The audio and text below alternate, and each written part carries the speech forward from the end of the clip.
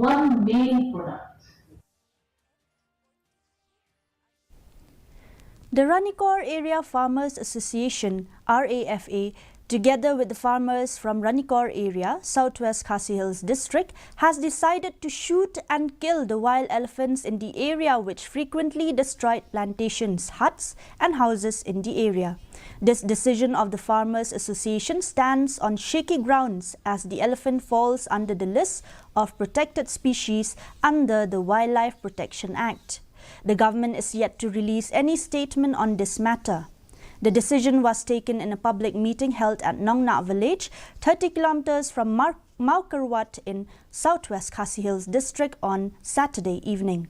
The meeting was attended by farmers from different villages under Nongna area, Nongyo Ijngai, Dirang, Maulangba and 18 Mile village.